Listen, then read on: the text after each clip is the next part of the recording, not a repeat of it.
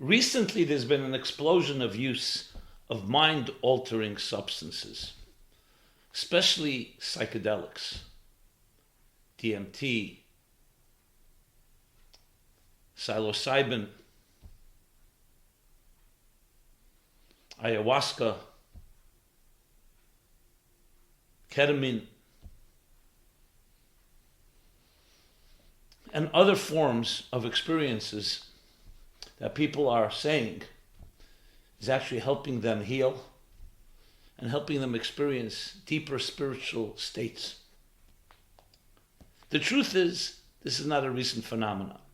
There are cultures and tribes that have been using these mind-altering drugs, plant medicines, for centuries. But what are we to say about this phenomenon? What's driving it? Is there any legitimacy to it? Is it a fad? What will be the long-lasting impact? And above all, what does it tell us about the human condition? The very need that people have. Regardless whether you agree or disagree with this approach. So please join me. What does the Bible say about mind-altering substances? The best-selling book that goes back thousands of years has much to say on this topic. And it's critical that we understand it, especially at its root, to be able to make sense of its application and whether the application should or shouldn't be used. So please join me.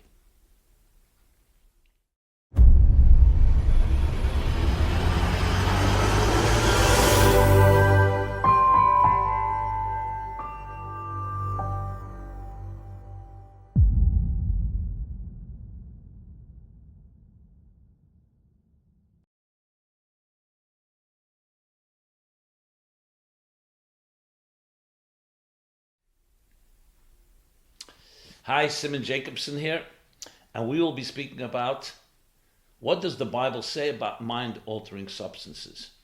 This program is dedicated by Mark Siegel in honor of his father Mordechai Avram ben Meir Halevi.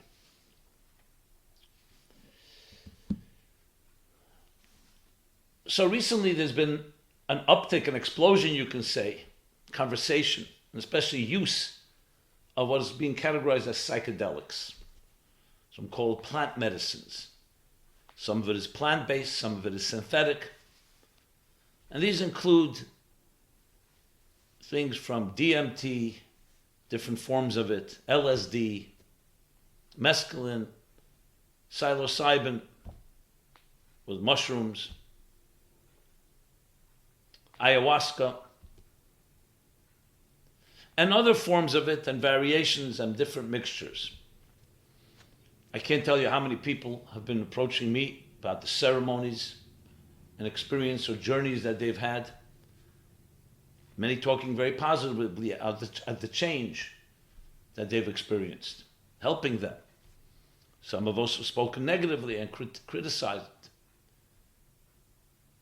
So I want to begin with a disclaimer that I'm no expert on this topic.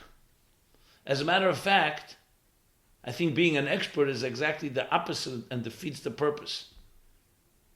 As they say about the Kabbalah, there's a statement about the Kabbalah that says,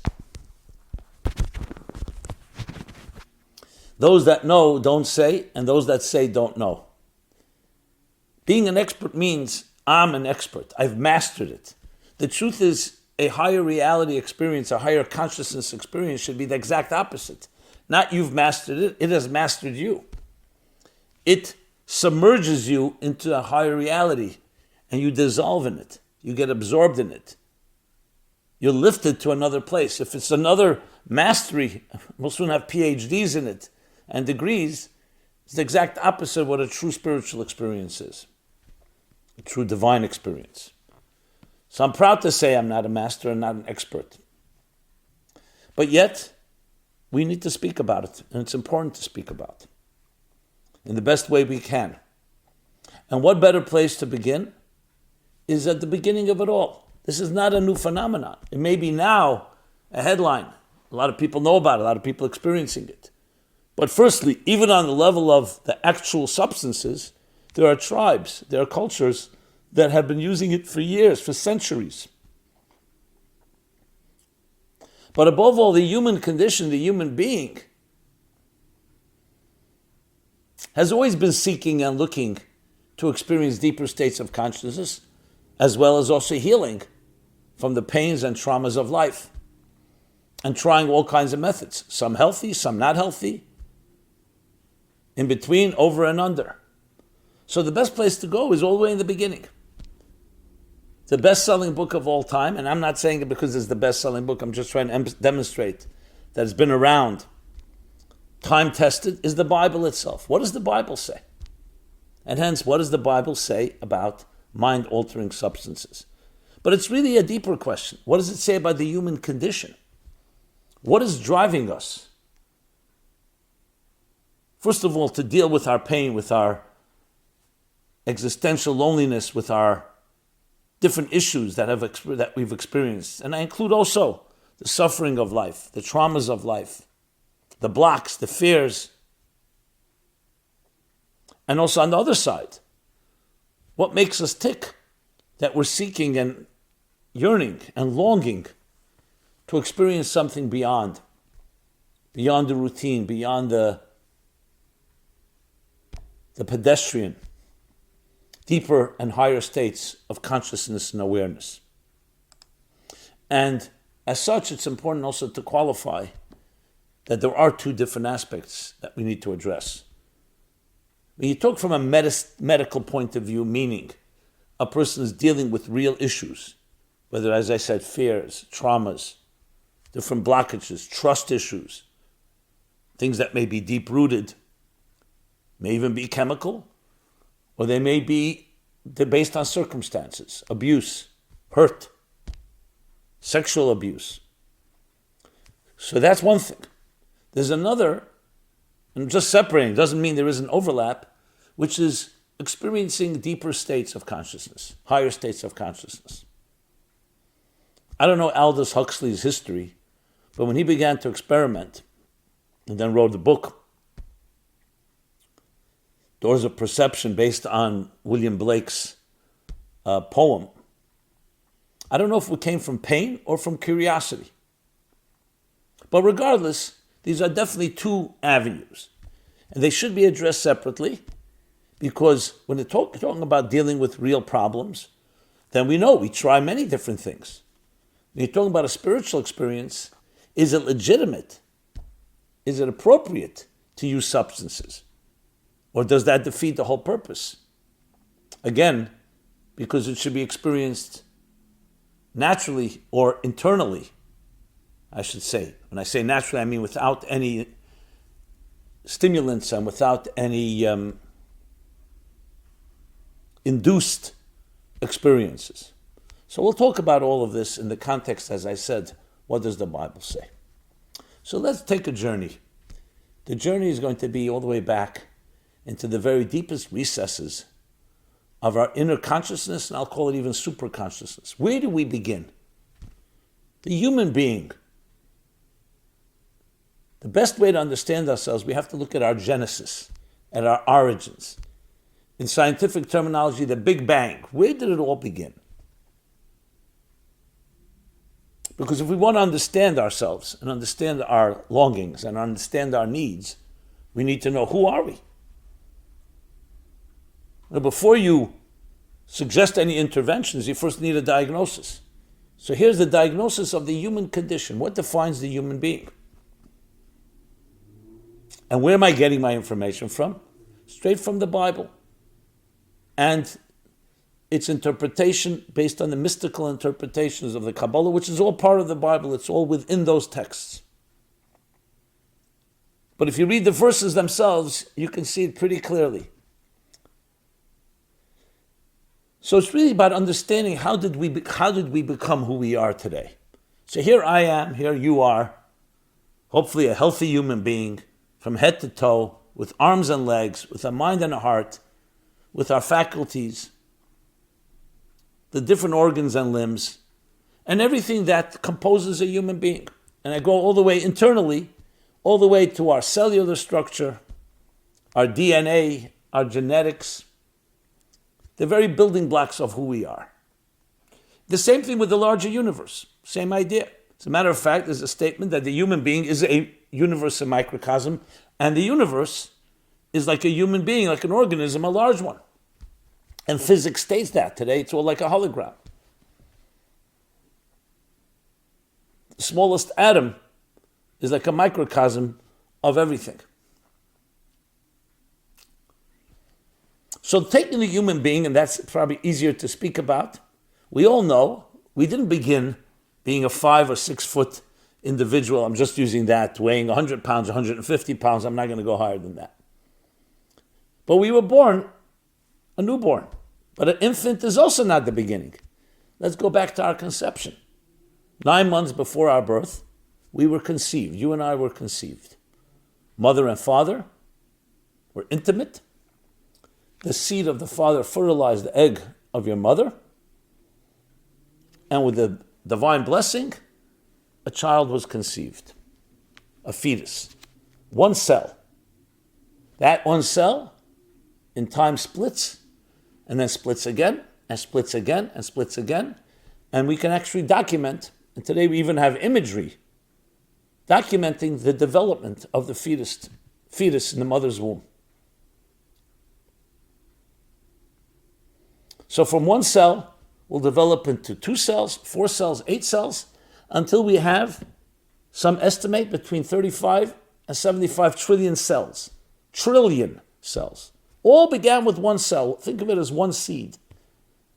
And everything is encompassed in that seed in a concentrated form. In truth, science today believes the same as with the creation of the universe. It began a big bang, everything concentrated and then exploded. But let's go back to the development of the child. So who you are today all began there. So if we were able to go back in time, and not just in time, conceptually to that point, we would get a picture of ourselves in our purest form. Now obviously you can't say it's a living, viable, full entity with a mind and a heart. You know, a one-celled, conceived new fetus doesn't need therapy, and doesn't need mind-altering substances, and doesn't need anything for that matter. It's not yet in a place that's experiencing anything, at least not in the way we understand it. But it's still who we are. It's the core of who we are. So if we really want to understand ourselves, we need to know what that was like. And then we start understanding how it breaks down into 2 cells, 4 cells, into the multitude of the complex human being. Now, given at birth, and we come into a home, even if it's a healthy, nurturing home, the child is now going to be exposed to toxins, both physically, emotionally, psychologically, spiritually, especially if it's not a healthy home, a dysfunctional or abusive home. So all that purity that began with that one cell is going to be affected by our environment, by people, namely our parents and family, then by others, friends, society, education, schooling, for good and for bad. So as we are now adults, we have to contend with all of that. We can't just say, oh, I'd love to go back to that pure moment. Even though, as we shall discuss, that's exactly what we seek out to do. To reconnect to that deepest point where we began. But we have now many challenges. It's not that easy just to retrace our steps, especially if the paths have been twisted and distorted and clouded and polluted by human experiences. And we know from one extreme to the next, all of us have been affected by life. All of us have been jaded to some extent. Question is, to what extent? So of course, if you talk about the most extreme, people suffering tremendous trauma, tremendous fear, inability to really function properly. So that's, of course, one extreme. Some of us have milder forms of that. And there's milder and milder and many variations in between. But let's put things into context. Who you are today is not who you were then. That we can all agree. Even who you were as a newborn child, let alone who you were, that one cell that would ultimately shape you and become who you are today. But it would be interesting to say, more than interesting, you could actually make the strongest argument that ultimately the goal to achieve all our aspirations, to be the healthiest you can be, to actualize all your potential, is can you connect back from where you are today, no matter how far you've wandered, back to that original point. If you can do that, whatever method, and we'll talk about methods soon, that's the ultimate goal. And indeed, we will now describe what that looks like. And again, where am I taking the description? Straight from the Bible, from texts.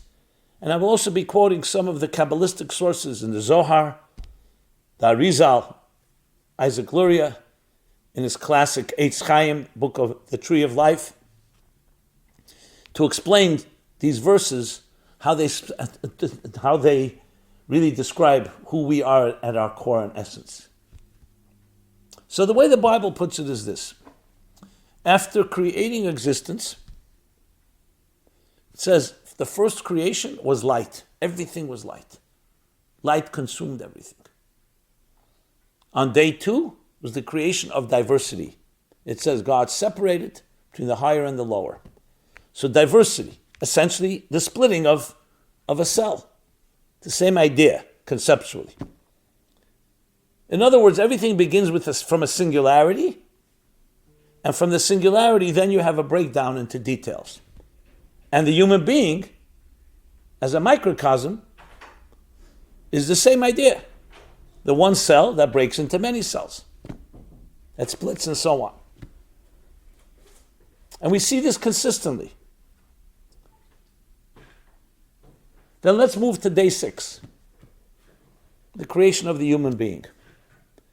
Created in the divine image.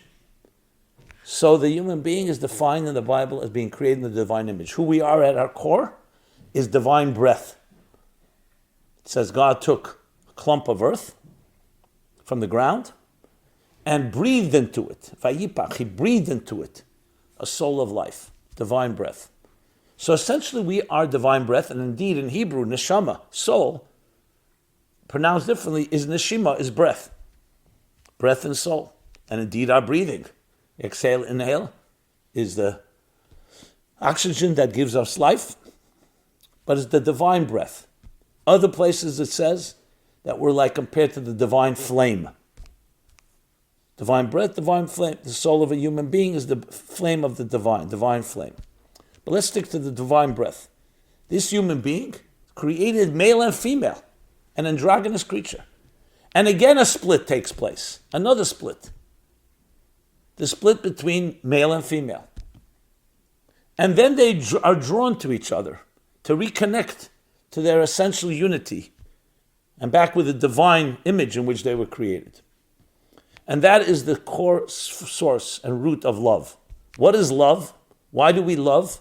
Why do we need love? Why do we want to give love?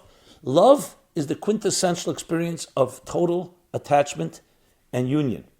So as much as the world has become fragmented, as much as the cells separate, they are longing, they're desperate to reconnect, because that's where their essential and healthy origin begins. And that's what love is. In Hebrew, Ahava, love, is the same gematria, the same numerical as echad, as unity. So essentially, life is the story of a singularity, of one seamless entity, splitting into parts, and those parts seeking to reconnect and to bring that harmony into the fragmentation, the harmony within the diversity. And that's what a healthy human being is. So everything we long for is something where we all began from. Total unity, one cell, one singularity. It was all light. And then there was a separation between light and dark, between the higher and the lower. In the words of the Arizal, I mentioned, Isaac Luria, the Lurianic concept of the secret of the tzimtzum. What is tzimtzum? Tzimtzum is utter concealment, like a black hole. Because that divine unity was so seamless and so overwhelming, there's no room for anything else. So to have existence as we know it, we need to have independent consciousness. A divine consciousness is all-consuming, no room for anything else. It's exact words that the Ari uses.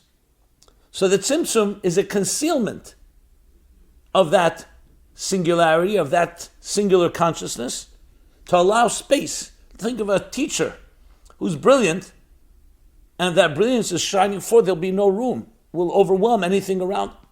Or think of water, the entire universe. I should mention another example was all covered in water at the beginning. Again, a singularity. And then was the division between water and land, another split.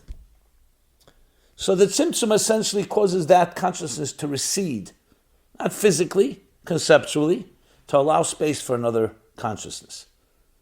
Think going back to the child and its parents and its mother. A mother leaves room within herself for the development of this embryo, of the fetus. That will become ultimately, once the umbilical cord is cut, a separate entity. So for existence to be, we need to have the separation. But the separation, when it's misunderstood, or it's taken too far, can create the separation anxiety, the detachment. That is the antithesis of love and of attachment. And that's indeed what happens. When the umbilical cord is cut, something beautiful happens. A new independent child is born. But if it's cut too much, what I mean by that is not physically. If a mother disappears, if the child is taken from the mother, or there are other experiences of dissonance and disassociation and disconnect, it will affect, because we need that love, we need the nurturing.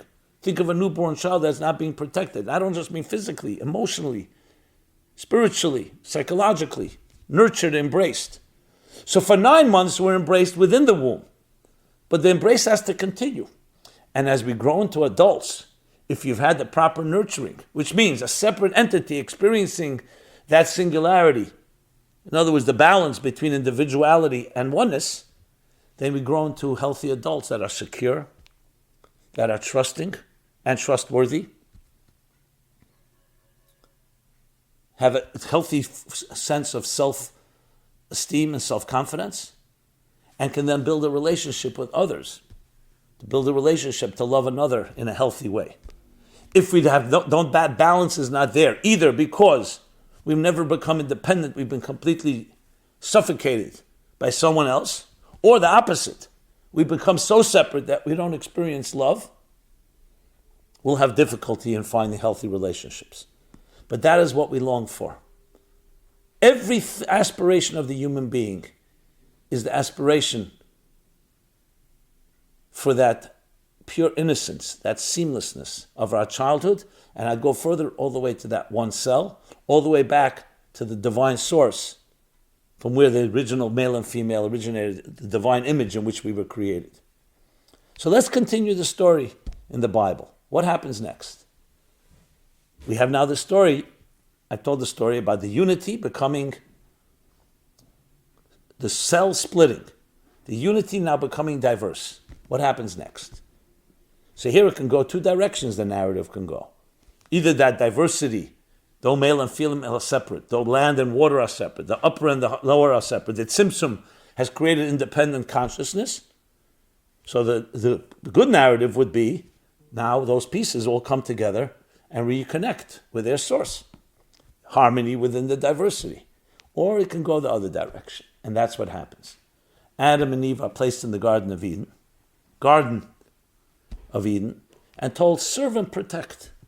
Take this world that I've given you and bring it all together. Unite all the pieces, all the cells. Let them communicate with each other in a healthy way and connect them back to their source. Discover that singularity, that love in this detached world, in this fragmented world. But they were tempted, because part of being independent means you will have free will, you have the ability to wander away from your purpose, to betray yourself and betray your very destiny. And that's what happened. They ate from the tree of knowledge. And as they ate from the tree of knowledge, they experienced the first time dissonance. Now, what kind of tree was this tree of knowledge? They ate from it, a substance. So there are actually 4 opinions, the tree of knowledge. It's not an apple, mind you. There's an esrog, the citron. Second opinion, a fig tree. The third opinion, grain. And the fourth opinion, which we're going to discuss, a vine. Wine. The grapes and the wine of this vine. Now, it deserves its own discussion. What does each of the opinions signify psychologically and emotionally? But let's talk about wine, because wine is a mind-altering substance. Not quite with the power of the psychedelics we mentioned, but it's a mind-altering substance. And it could be used for good, it could be used not for good. In this case, we're told that had they waited till Friday night, they would have made Kiddush and sanctified that wine. But they didn't wait. They were impatient. And the serpent, which is essentially that voice within us, that mischievous voice that can take us in the wrong direction, told them, your independence, God doesn't want you to be like God. He doesn't want you to know good and evil. He doesn't want you to have that experience. Eat from the tree and you'll be like God. And that was the first mistake. They did. They ate from it. And they experienced dissonance. What happens next? They suddenly experience their sexuality. They feel their sexuality. Until then, like a newborn child, they were not self-conscious. They were human beings aligned with their creation and their purpose. Why should they be self-conscious about their sexuality? Suddenly they realized, I'm apart from something else. The man is apart from the woman is apart from the man. We're both apart from our divine image in which we were created. So they felt shame and they covered themselves. Then it says, God comes to the garden and Adam hides. He's hiding from God. And God says, Ayeko, where are you? What does that mean? God doesn't know where he is. Can you hide from God? God was saying the ultimate statement. Think about it. Where have you gone? I don't recognize you. You've wandered away from your purpose. The dissonance you've created. It's like you're sitting with someone and they're right near you, but they're wandering off. Their mind is elsewhere. You say to them, where are you? Are you with me? Are you present? The love, the unity that we once had. I don't feel that the person who loves me is with me. You're not present. Because now there's another agenda. Now that could have been corrected, but it wasn't. Generation after generation, the dissonance only grew. So instead of this independence created by the cell breakdown of the cells, all joining together, it went the other direction. More fragmentation, more separation, more discord, more disunity, to the point of hostilities, injustices, and war itself. Look what human beings have done to each other. Have we perpetrated the greatest crimes against each other? Whether it's killing or murder or rape or whatever it is. How is that possible? We're all part of one large organism. We're all part of one higher unity. But that's what happens when the concealment, the tzimtzum, the separation is misunderstood and misdirected. It can go in the wrong direction. But still there's something within each of us, beating in our hearts, beating in our very DNA, beating in our superconscious, that reminds us, and we're seeking love. We want to connect back to that source. That's the driving force, my friends, for all our needs. The need to reconnect, to attach in the purest possible way. But now, once we've wandered, you don't just end up lost in the forest overnight.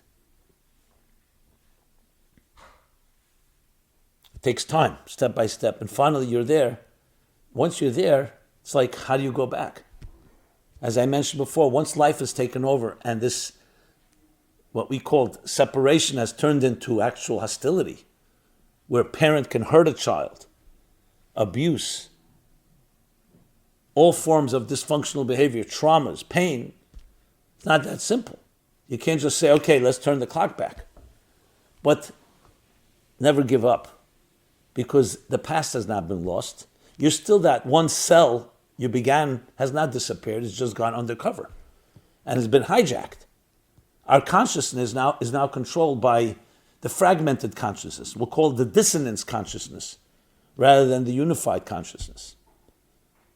And that is indeed the entire story of the Bible. How do you get back? How do you get back to the garden? How do we reclaim paradise? How do we regain our rosebud, our initial innocence, our initial unity, while also being who you are? We're not looking to annihilate. So on a healthy level, the cells within us communicate with each other. And there's a healthy structure. Because remember, we need the structure, but we need the structure to recognize the unifying element. Think of a conductor of a symphony. So the symphony has many musicians and many different parts, but you need that unifying element, that unifying principle. So it's the harmony within diversity. So how do you create that balance? And that's what the entire story of the Bible is about. And I would say the entire story of human history. It's all about how to reconnect. So the Bible gives us ways to do so. And you'll find the story continues. What happens after the flood, which was again an expression of ultimate destruction? The human being became so criminal. The world was filled with crime, with injustice, till they self-destructed. After the flood, Noah comes out of the ark, and what happens? He gets drunk. Either to numb himself, or due to the shock or the trauma that he experienced. And worse terrible things happen. One of his children abuses him. Yet another story of how a substance is abused. A little later, you find the story of the destruction of Sodom, the wicked city of Sodom, and Lot gets drunk. And he too is abused. And then we'll find later another story, maybe the first story that documents the use of a substance. When Nadav and Avihu, the two children of Aaron, biblical story in the book of Leviticus, and they go into the Holy of Holies, the first time they want to experience the highest states of higher spiritual consciousness, it says they went in drunk. Because wine helped them get into that state, but they weren't ready. And what were they consumed by? A strange, alien, foreign fire. That's the expression used. A fire consumed them, and they did not survive. And later we'll find, not in the Bible, but in the Talmud, a story of 4 great sages who wanted to have a spiritual experience and reconnect to that unity as well. But remember, this has to be done with great care because you're dealing with a tension between a deeper unity and a fragmented universe. So 3 of them get injured. One dies, one goes mad, and one becomes an apostate. Because indeed, when he goes up there, he sees this conflict. It actually says he sees the conflict between the diversity, the duality of the higher water and the lower waters. Rabbi Akiva, interesting, didn't just come out intact. He says he entered intact. He entered B'Shalom in peace. He came out in peace. He had the right set and setting, the right environment, the right experience, because he went with bittul. He went with total humility, not trying to master, not trying to be an expert, not trying to be too spiritual, but rather the humble humility, letting go, surrendering, and allowing the higher experience to envelop him, to engulf him, to absorb him. And he came out intact. And indeed, after the 2 sons of Aaron died, that strange fire, God tells Moses to tell Aaron, you want to know how to go in the Holy of Holies? Here's how you go. And all the laws of Yom Kippur, the laws of abstinence, of humility, of discipline, of restraint. If you want it too much, it may not be a good sign. You need to allow yourself to grow into it. Which brings us back now to altered states of consciousness. How do you go there? So from the biblical approach and the mystical approach, you have to earn your way. You can't force your way in. You just can't force your way in. It's a step-by-step, a full life, pay the dues, humble, discipline, restraint, controlling your urges and desires. There's no magic trick. There's no magic pill. That's the only way, because then you earn it, and more importantly, you can assimilate it. You can't just force your way back to that utter unity, especially once the cells have not communicated well with each other. Once that diversity, once that fragmentation has turned even hostile, especially when there's traumas and other things. You can't just force your way back in. That's why from a biblical point of view, that's not the approach how to experience higher states of consciousness. There are ways. The day-to-day disciplines of life, of kindness and generosity. Imagine someone, an arrogant person, behaving obnoxiously and says, you know what, I'm going to take a pill, a mushroom, a chemical, a tea, and I'm going to experience the divine unity. Maybe first get less obnoxious. Maybe first refine yourself a bit. Try to be a mensch. And people say, once I can't, I've been traumatized. No. Traumatized is a reason for dealing with your trauma, but it's not a reason for mistreating other people. You have the ability to do so. And if not, you lock yourself up. So first thing is you need to be a person who's a responsible human being in your life. I mean, I'll give just an example. Imagine a child experiences a sexual pleasure, intimacy. They're not ready for it. They may enjoy it, but they just don't have the containers. They have not earned it. The question is whether adults have. But at least an adult has a certain maturity, a potential maturity. It reminds me, a lot of people who describe to me their spiritual experiences through substances, I don't want to dismiss it. But I say to myself, maybe it's like a person the first time they've had sex. So of course they're excited. And tell them, listen, this has been going on for thousands of years. There are people who are very well versed in the spiritual experience. Not to dismiss, welcome to the club. But no, now experience humility and realize it's a journey. And it's a journey that you can't induce. Will I say that people are not having an experience? The truth is that one cell, that singularity is a reality. So of course there are ways you can get there that are simulated, or there are ways that are induced, and I'm not going to dismiss that. As a matter of fact, I remember once giving a class. At the end of the class, somebody came into my class, and clearly he was high on something. And then he told us he was on an acid trip, and he was still in it. He says, I love you, Rabbi Jacobson, I love you. What you say resonates, but I appreciate you because I've experienced LSD. He says, let me tell you something. I grew up in a home, a Jewish religious home. I put on tefillin, I kept Shabbos, ate kosher. But then I dropped it all. It was all meaningless as a young teenager. And I found my truth through Zen Buddhism, through LSD. It came from the 60s, that generation. I was once on a plane, and I remember I dropped acid before I got on the plane. I love doing that, looking out at the clouds, the skies, the heavens, all comes alive. Basically taking 2 trips at once, on a plane and also his acid trip. And suddenly in the back of this airplane, I hear Hebrew.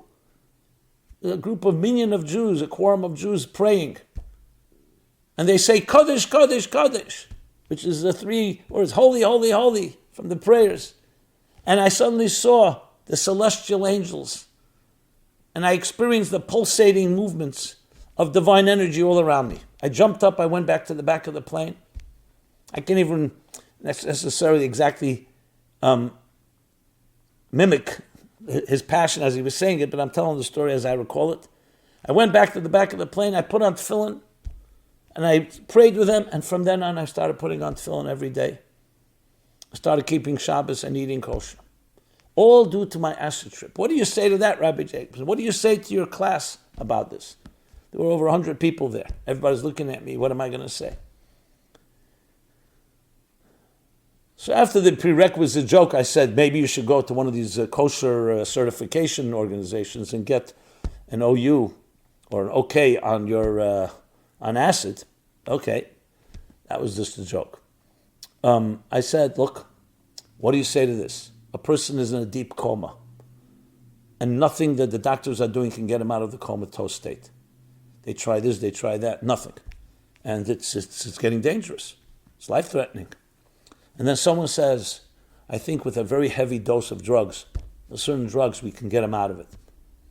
You would never give those drugs to any healthy person. But in this circumstance, you do anything, like shock treatment. And they give it to him, and he's revived. What do I say? I say, thank God that God planted a power in these drugs to save a person's life. But I would not go ahead and say everybody should be taking this. can be dangerous, and there's no need for it. So I say to you, yes, I understand you were in a spiritual comatose state, and it was the LSD or whatever it was that helped you wake up. Now that you're putting on tefillin, now that you've found the biblical way of experiencing the divine, that's what you should embrace. And teach others what you learned from this. So I'm not going to dismiss and validate your deeper experience, whatever it was that you experienced, but I'll tell you that now go so-called through the direct path. And that's what I want to go back to. So does the Bible condone the use of substances? Absolutely not. Because there's a way to do it, the healthy way to do it. And I'm talking now for having these deeper experiences and reconnecting to that unity. Remember, the cells communicate with each other in a healthy way. Then different traumas and experience the tree of knowledge of our lives, where we lose our innocence, and the cells are not communicating quite that clearly. But there's still that inner place. So there are ways, there are methods. I talk about a spiritual spa. There are cognitive methods, emotional methods, behavioral methods, spa, study, prayer, action. Torah, Avodah, Gemilas Chasam, the three pillars that a world stands on, that you can cognitively and emotionally and behaviorally condition yourself to reach states like that and grow step by step by step. Should there be a situation where a person's in a spiritual coma, so it doesn't surprise me at all that there are methods. Some people went to the east, to journey to the east. Some people used substances that woke something up in them. But I would never recommend it initially. Now that's regarding the spiritual experience. Regarding the medicinal one, where people are dealing with trauma, anxiety, depression, and stuff like that, so that we're talking now another domain where the Bible itself says, V'rapi yarapele, the healer shall heal you. That the Torah, the Bible is giving permission for a healer. God says, even though I am the healer, and all healing comes from me because I am that one source, that original place where all the diversities began. Every form of illness and disease is a form of fragmentation and disconnect. And I'm the healer that's giving you the power of love, of how to bring love back into your life in unity. But I'm also giving human beings the power to heal. I'm imparting to them some of my power. Obviously, they have to do it with humility and know that they're agents, divine agents. They're not gods themselves. And I've also given them the power to find medicines or develop medicines that can help. So from that point of view, of course it makes sense. The Bible itself sanctions and says there are healers and there are healing agents, and they need to be used with discretion, obviously, professionally, humbly, and make sure it's productive, because it could also be destructive. We all know strong medications of any sort, just because they can heal so powerfully, they can also be very destructive if they're not used properly, or they're abused or misused or overused. So all this is talked about, goes back thousands of years. And that is some of the biblical perspective about mind-altering substances, mind-altering drugs, all forms of substances. And it's not just substances. It's anything that brings you to that higher state. So what we need to develop, and this deserves its own workshop, its own discussion, or discussions, is what is that biblical approach? Tell me how to do it. These ceremonies and journeys are using methods, some time-tested methods, some experimental methods. I can't vouch for these methods. I don't know them all. I don't know what they're based on. But there are biblical methods that don't require any substances. The Zoysi of Aaron. Here's how Aaron, you want to enter the Holy of Holies, I'll show you how to enter. And it begins, I will say, with the humility, with recognizing that this is a humble journey. It's not about me and you wanting it. It's about experiencing truth because it's true. Not because I'll feel good because I experience truth. There's nothing wrong with feeling good, but it's not driven by that. So this is somewhat a take on this subject. Much more to say on the topic. So no, by no means is this exhaustive, and I'd love to hear from you. I'd love to hear your feedback, your thoughts, your comments, your suggestions, your critique. And above all, please share. Please share this. Please subscribe to our YouTube channel. Go to meaningfullife.com where you can find more on this topic. I spoke about it as well on Sunday, on our Sunday program called Ayahuasca, Is It a Spiritual Experience? And I intend to speak more about this because it's an important topic. And above all, for me, it's not about the substances. It's not about the psychedelics. It's not about the plant medicines. It's about us. Who are you as a human being? You deserve love. You deserve to connect all the disjointed parts of your life, and even the painful parts. You deserve to reconnect to that source. And sometimes pain and trauma actually can be a catalyst, can be a springboard, because it motivates us. It gets us out of our comfort zone.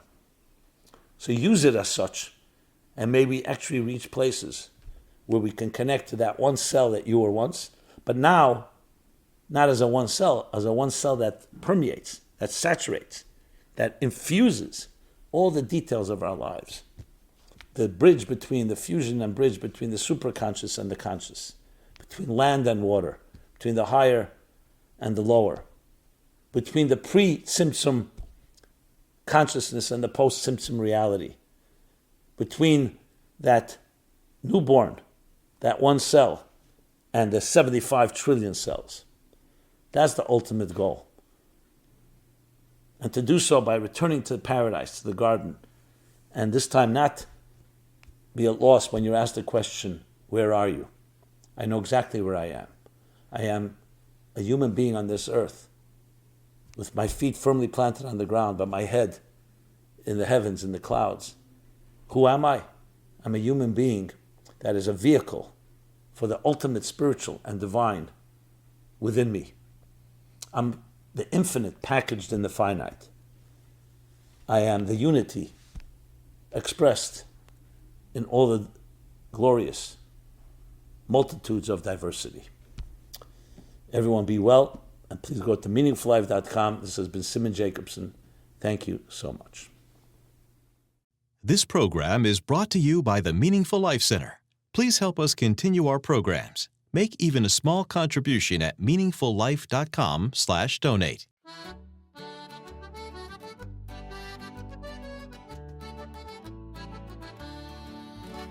Scattamo stanotte, viri come balla, sutta e fanali chi si scidica. Ballamo stanotte, salta come un'anna, chi pettini di luna in sciolla. Gira musica, gira e non si ferma, come una galla do vento aita. Attira con narina, tamburello e abbacia come sua figliola. Scattamo stanotte, viri come balla, sotto e fanali chi si scidica. Ballamo stanotte, salta come un'anna, chi pettini di luna in sciolla.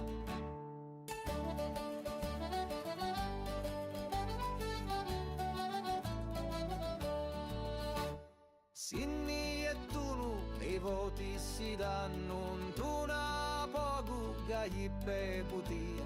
Sinda fettunu, i cappotti russi e si ricordano da notti buona. Scattamo stanotte, vini come balla, sotto e fanali chi si scidica. Ballamo stanotte, salta come un'anna, chi pettini di luna in sciolla.